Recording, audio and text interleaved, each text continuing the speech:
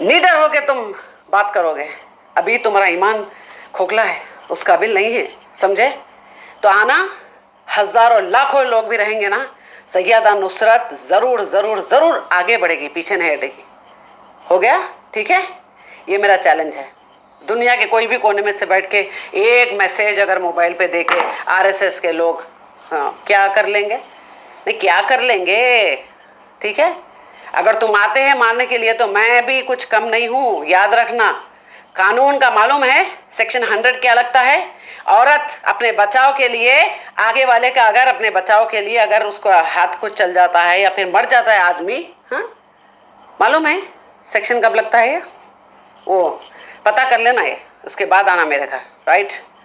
अल्हम्दुलिल्लाह अल्हम्दुलिल्लाह, उतनी हिम्मत है, इसीलिए ये काम कर रही हूँ मैं।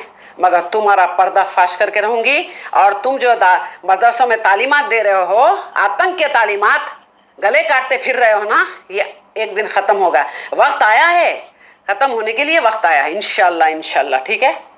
मोहम्मद जाकिर खादरी, तुमने धमकी दी है कि मेरा सर तन से जुदा करेगा। ठीक है?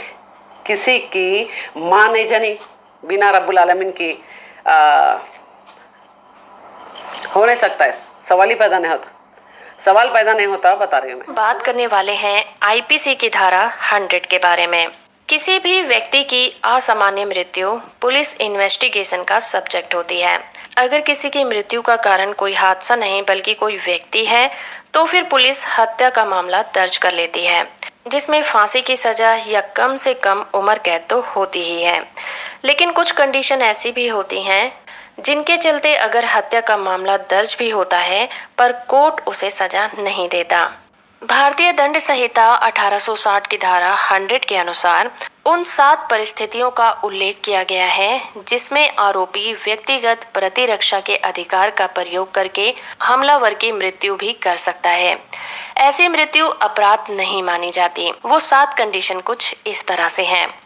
पहला है, जो हमलावर है किसी पर मृत्यु करने के उद्देश्य से हमला कर रहा है, ऐसी कंडीशन में अपने बचाव में आकर किया गया प्रतिरोध के कारण अगर हत्या हो जाती है तो वो सजा के योग्य नहीं होगी। दूसरी कंडीशन है कि हमलावर बहुत गंभीर चोट पहुंचाना चाहता है या पहुंचा रहा है, तब आत्मरक्षा के लिए उठाया गया जवाबी हमला भी निजी प्रतिरक्षा का अधिकार कहलाएगा। तीसरी कंडीशन है कि किसी महिला का बलात्कार करना, तब इज्जत बचाने के लिए किया गया हमला भी हमला नहीं कहलाता। चौथी कंडीशन ये कि कोई अप्राकृतिक अपराध किया जा रहा है, तब अपराधी को रोकने के लिए जवाबी हमला किया जाना भी आत्मरक्षा का अधिकार कहलाता है।